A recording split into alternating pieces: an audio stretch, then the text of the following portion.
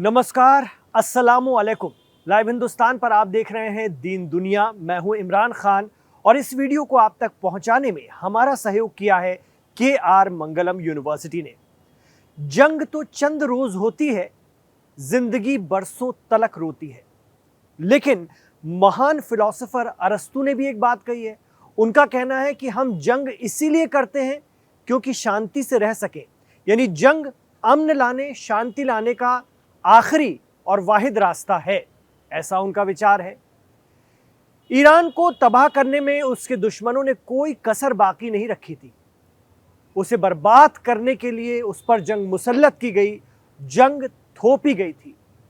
बावजूद इसके अजीम कुर्बानियां देकर ईरान ने इस जंग को अपने फेवर में किया, इस जंग को जीता और जीतकर वो सब हासिल किया है जो जंग से पहले उसके पास नहीं था। और सबसे बड़ी चीज अगर उसने कोई हासिल की है तो वो है अमन और शांति, जो अगले कुछ सालों में उसकी नियति बनने जा रही है। आज का एपिसोड ध्यान से इसलिए देखिएगा क्योंकि आज का एपिसोड बहुत बहुत खास है। इसमें किसी भी तरह की मिसाइल नहीं है, गोले नहीं है, बारूद नहीं है, फाइटर जेट नहीं है, कुछ भी ऐसा नहीं है जो आप अक्सर देखते हैं मिडिल ईस्ट की जंग के दौरान या उसके पहले या उसके बाद हम लोग तज्जिया करते हैं तो दिखाते हैं। आज का एपिसोड बहुत खूबसूरत होने जा रहा है, आखिर तक देखिएगा।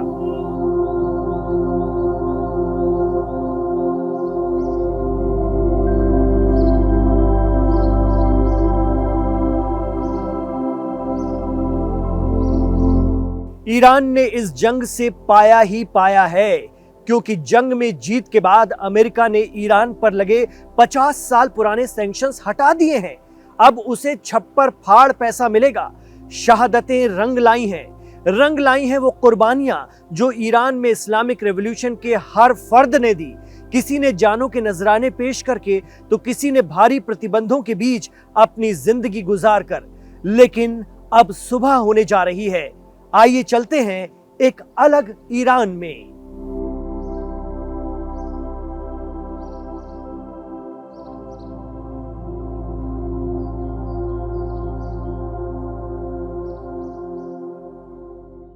लहरों के साथ चलो, सागर संग बह जाओ, पानी की इस लय को अपनी रूह में उतारे जाओ। आइए आपको दिखाते हैं एक खूबसूरत, खुशहाल और तरक्की के साथ आगे बढ़ता ईरान।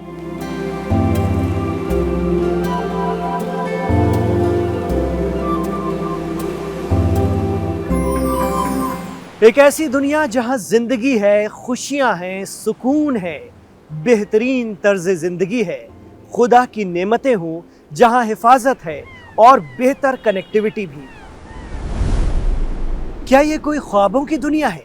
या फिर आप सोच रहे होंगे कि मिडिल ईस्ट में ख्वाबों का शहर दुबई है ये। लेकिन ठहर जाइए जनाब, अब दुबई को भूलना होगा। अगले 15-20 सालों में तो बिल्कुल भूलना पड़ेगा। दुबई, अबू धाबी, शारजाह से बहुत आगे निकलने जा रहा है ईरान। खुदा ने ईरान को नवाजा भी ऐसे ही है कि क्या कहने।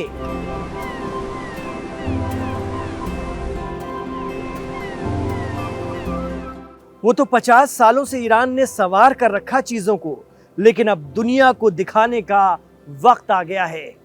ये जो हम आपको दिखा रहे हैं तसव्वुर और हकीकत का मिक्स है। ये है फारस की खाड़ी में ईरान का सबसे बड़ा आइलैंड, सबसे बड़ा जजीरा। हालांकि ये पहले से ही फ्री ट्रेड जोन और यूनेस्को ग्लोबल जियो पार्क है, जो अपनी नेचुरल ब्यूटी, मैंग्रोव के जंगलों और कदीम गुफाओं के लिए जाना जाता है। हम बात कर रहे हैं केशम की। ईरान ने इसे एक एनर्जी सेंटर बना रखा था। यहां पासदाराने इस्लाम यानी IRGC की फोर्सेस और नेवी मौजूद रहती है। 40 दिनों की जंग के दौरान अमेरिका ने केशम पर कब्जे के लिए सारी ताकत लगा दी थी। उसकी कोशिश थी कि उसे कब्जा करके यहां अपना कंट्रोल सेंटर बनाया जाए और फिर यहीं से ईरान में एंटर किया जाए, पर यह हो ना सका। इस खूबसूरत द्वीप की किस्मत अब खुलेगी। जरा 20 साल बाद का वक्त तसव्वुर कीजिए। ईरान हर फील्ड में आगे है। सैंक्शंस के बाद ईरान ने भारी तरक्की कर ली है। गगन चूमती ये इमारतें, ये दुनिया भर की कंपनियों के कॉरपोरेट ऑफिस, ये रौनकें, ये अमीरों और हर खासो आम के ज़ौक़ और शौक़ की अक्कासी करता बेहतरीन शहर केशम, जहां लोग पैसा कमाने आते हैं, अच्छा वक्त जीने आते हैं। इस्लामिक रिपब्लिक ऑफ ईरान, जहां के केशम को हर कोई एक बार देख लेना चाहता है, यहां घूम लेना चाहता है। दुबई से महज 295 किलोमीटर दूर ईरान का केशम।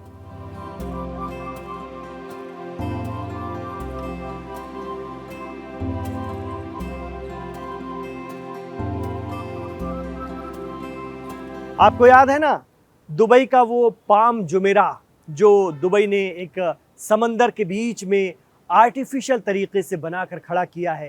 ये एक आर्टिफिशियल द्वीप है, इंसान के जरिए बनाया हुआ जजीरा है, जिसको लेकर लोग काफी ताज्जुब करते हैं।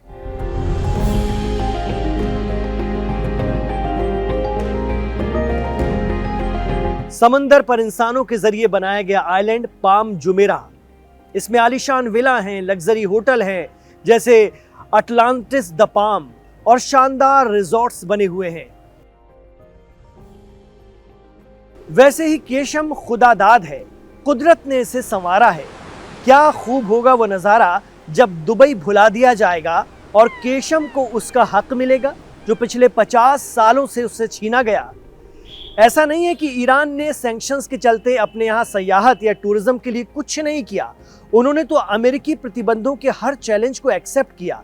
ये देखिए, होर्मुज के करीब फारस के समंदर पर यह है किश आइलैंड, ईरान का सबसे लोकप्रिय, सबसे मकबूल रिसोर्ट आइलैंड। यहाँ मॉल, लग्जरी होटल और बेहतरीन समंदर के किनारे सब कुछ है।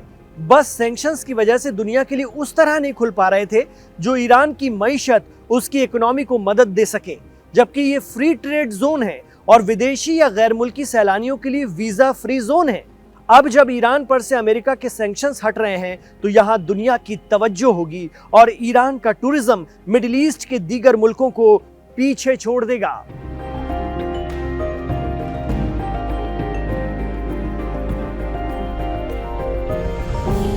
और अब बात करते हैं होर्मुज की। स्ट्रेट ऑफ होर्मुज ने तो इस पूरे जंग का रुख ही मोड़ दिया था। अमेरिका घुटनों पर आ गया और इसराइल को रुसवाई हाथ लगी। ईरान के हाथ में जैसे चाबी आ गई थी। लेकिन आज हम स्ट्रेट ऑफ होर्मुज की बात की नहीं करने वाले हैं, उसके तनाव, उसके टेंशन की बात नहीं करने वाले हैं। हम होर्मुज आइलैंड की बात करेंगे।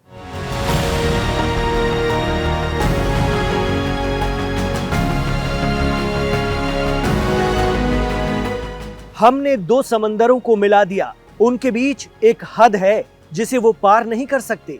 ये एक ना दिखने वाली दीवार है, बरज़ख है, जो उन्हें घुलने मिलने नहीं देती ताकि वो एक दूसरे पर हावी ना हो सके और अपने नेचर को बनाए रखें।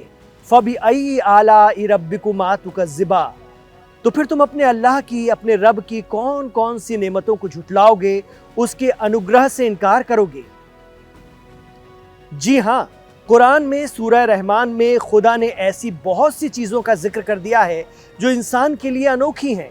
नील नदी, पैसिफिक ओशन और अटलांटिक, साथ ही प्रशांत महासागर का ये संगम जिसका कुरान की सूरह रहमान में जिक्र है। ऐसा ही एक मौजज़ा ईरान की धरती और समंदर पर भी होता है जो कुदरत के उसी पैगाम की याद दिलाता है कि तुम अपने रब की कौन कौन सी नेमतों को झुटलाओगे।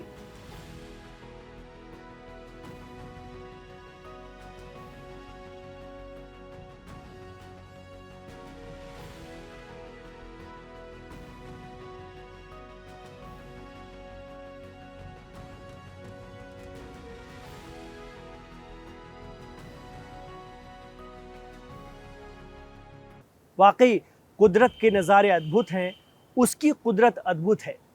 ईरान के होर्मुज में साल में एक बार एक ऐसा नज़ारा दुनिया को देखने के लिए मिलता है, देखने वालों को दिखता है कि लोग दांतों तले उंगली दबा लेते हैं।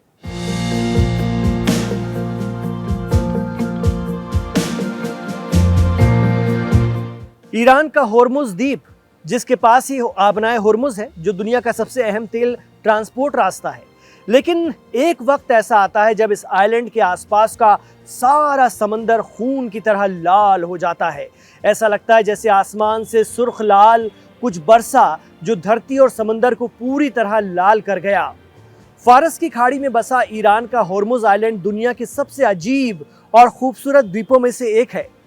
एक नज़र में तो आपको लगेगा कि जैसे मंगल ग्रह पर आ गए हैं, जहां सब कुछ लाल है और पानी भी लाल है। सोशल मीडिया पर यह वीडियो खूब वायरल होता है।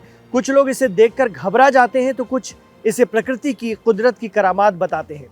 दरअसल लाल समुद्र तट का रहस्य इसकी मिट्टी में छिपा हुआ है। ईरान के पर्यटन बोर्ड के मुताबिक इस इलाके की मिट्टी में हाई क्वांटिटी आयरन और ऑक्साइड पाया जाता है। भारी बारिश होने की वजह से आयरन ऑक्साइड वाली मिट्टी समंदर के पानी में मिलकर उसे लाल रंग देती है।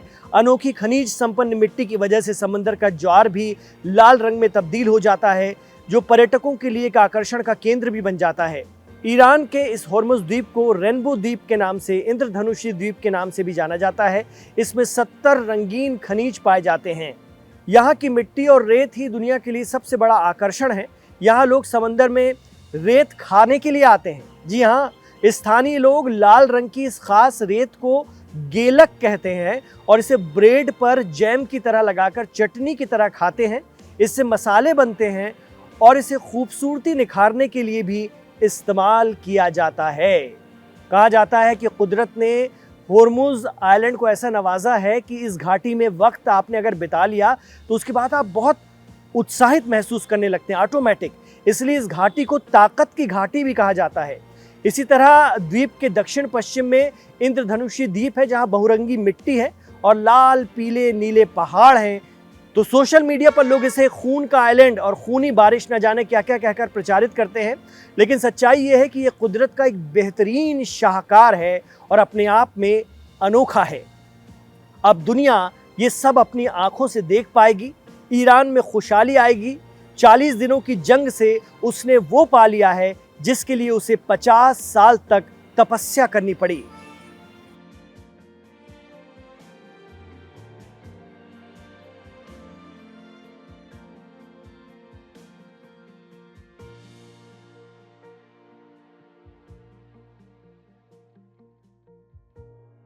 आखिर में फिर वही बात कि जंग अमन लाने का, शांति लाने का आखिरी रास्ता है और इस कांटों भरे रास्ते पर ईरान चल चुका है और अब पाने का वक्त है, तरक्की का वक्त है और अमन अपने साथ तरक्की लाता है और ये नेमतों का वक्त है जिसके लिए कहा भी गया है कि फ़बिअय्यि आला रब्बिकुमा तुकज़्ज़िबा।